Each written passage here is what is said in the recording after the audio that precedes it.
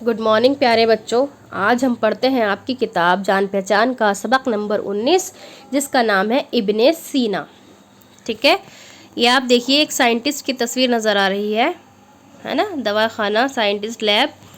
अब हम इनके बारे में पढ़ते हैं। इब्ने सीना कौन थे? अबू अली इब्ने सीना उस ज़माने के साइंसदां थे जब इस इल्म ने ज़्यादा तरक्की नहीं की थी। उन्होंने अपनी मेहनत, लगन और ज़हानत से साइंस को बहुत फ़रोग़ दिया। साइंटिस्ट थे ना, जिनका नाम है अबू अली इब्ने सीना, एक साइंटिस्ट थे। तब साइंस की इतनी तरक्की नहीं हुई थी, साइंस के इल्म ने इतनी तरक्की नहीं की थी। तब उन्होंने अपनी मेहनत, लगन और ज़हानत से साइंस को बहुत फ़रोग़ दिया। इब्ने सीना बुखारा के करीब एक कस्बे में पैदा हुए। बुखारा जगह का नाम है, उसके करीब में एक कस्बा है, वहाँ पैदा हुए। उनकी बाकायदा तालीम की इब्तदा 6 साल की उम्र में हुई। 10 साल की उम्र में कुरान शरीफ हिफ्ज़ किया। उसके बाद रियाजी, फ़लसफ़ा और फ़ल्कियात की तालीम एक मशहूर आलिम अब्दुल्ला अल नातिली से हासिल की।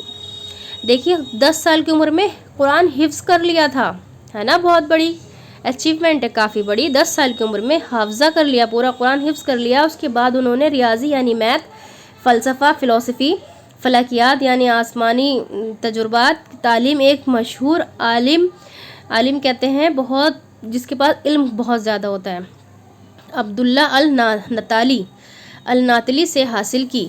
इब्ने सीना को इल्म तिब कहते हैं बेटे, डॉक्टर वाला इल्म जो होता है, इल्म तिब और तहकीक यानी तहकीक कहते हैं, रिसर्च से बड़ी दिलचस्पी थी, है ना, रिसर्च में, और उन्हें डॉक्टरी में बहुत दिलचस्पी थी। उन्होंने तिब में बड़ी महारत हासिल की और उस इलाके में एक काबिल हकीम की हैसियत से पहचाने जाने लगे।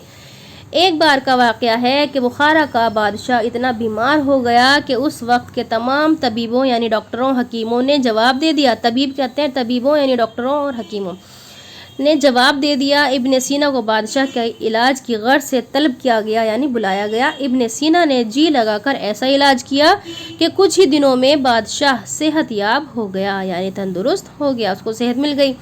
बादशाह बहुत खुश हुआ। उसने इनाम के तौर पर इब्ने सीना को शाही कुतुब खाने का नाजिम मुकर्रर कर दिया। उस वक्त उनकी उम्र सिर्फ 16 या 17 साल की थी। कितनी बड़ी बात है बच्चों, है ना, 16 या 17 साल की उम्र में इतना नाम और इतनी बड़ी अचीवमेंट। उस वाक़े से इब्ने सीना की शोहरत में 4 चांद लग गए। अब दूर दूर से लोग उनके पास इलाज की गर्ज से आने लगे, क्योंकि मशहूर हो गए। इन्होंने बिल्कुल ऐसे बादशाह को सही किया जिसको डॉक्टरों ने जवाब दे दिया था।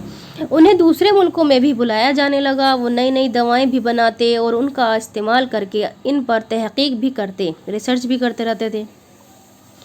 इत्मीनान और खुशहाली का ये ज़माना पलक झपकते ही गुजर गया। वो 20 बरस के थे कि वालिद का साया सर से उठ गया। उनके वालिद का इंतकाल हो गया ना। वालिद के इंतकाल के कुछ ही दिनों बाद बुखारा का बादशाह भी चल बसा। बादशाह का भी इंतकाल हो गया। यहीं से इब्ने सीना की परेशानियों का दौर शुरू हुआ। 1001 ईस्वी में इब्ने सीना बुखारा से जुरजान आ गए। यहीं इनकी मुलाकात अल बैरूनी, अबू नस्र इराक़ी और अबू सईद जैसे उलमा और सूफिया से हुई। कुछ अरसा यहाँ गुजारने के बाद वो रे चले गए, है ना। रे भी एक मुल्क का नाम है, इराक़ में है रे। और वहाँ से हमदान का रुख किया। फिर वो हमदान आ गए। यहाँ लंबा अरसा परेशानियों में गुजरा, क्योंकि उनके पास माशी हालात भी उनके सही नहीं होंगे ना, तो इसलिए बहुत परेशानी में उनका गुजर रहा था सब टाइम। फिर वो अस्फ़हान आए, फिर वो दूसरी जगह आ गए, अस्फ़हान। यहाँ उन्होंने अपनी मशहूर किताबें मुरत्तिब की। लगातार सफ़र, मेहनत और मुसलसल परेशानियों की वजह से उनकी सेहत ख़राब रहने लगी। आखिरी उम्र में वो फिर हमदान आ गए, जहाँ उनका इंतकाल हो गया। आज भी उनका मकबरा वहाँ मौजूद है। इब्ने सीना ने साइंस पर बहुत सी किताबें लिखीं। उनके अलावा इल्म तिब पर भी किताबें लिखीं, यानी डॉक्टरी पर भी किताबें लिखीं, दवाइयों पर। जिनमें सबसे ज़्यादा मशहूर किताब अल क़ानून है। उनकी मशहूर किताब का नाम बच्चों अल क़ानून है।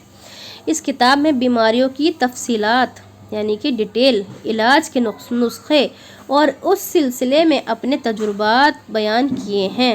دنیا کی دوسری زبانوں میں بھی اس کتاب کے ترجمے ہو چکے ہیں، ٹرانسلیشن ہو چکی ہے۔ القانون کی اشاعت کے بعد 600 سال تک اسلامی دنیا ہی میں نہیں، یورپ میں بھی طب کی تعلیم ابن سینا کی اسی کتاب سے دی جاتی رہی، یعنی کہ 600 سال تک بچوں ان کی کتاب القانون سے پڑھ کر ہی ڈاکٹر بنتے تھے لوگ، اور اسی سے ان کی بیماریوں کا، اسی کتاب کو پڑھ کر بیماریوں سے لڑنے کا تجربہ، علاج ڈھونڈا کرتے تھے، دوائی ڈھونڈا کرتے تھے سب لوگ۔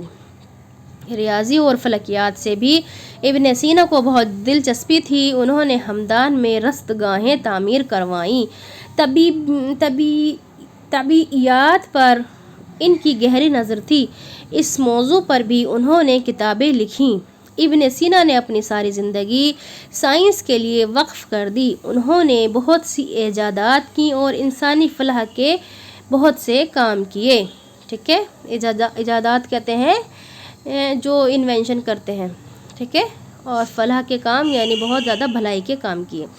الفاظ معنی، فروغ دینا، بڑھاوا دینا، آغاز، ابتدا، شروعات، حفظ کرنا، زبانی یاد کرنا۔ فلکیات کی تعلیم، ستاروں سے متعلق علم، تحقیق، کھوج، چھان بین، پلک جھپکتے ذرا سی دیر میں آن کی آن میں۔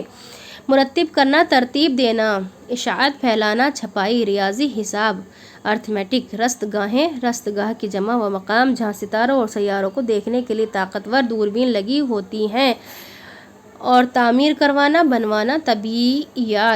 طبیعیات، ٹھوس چیزوں کا علم، فزکس۔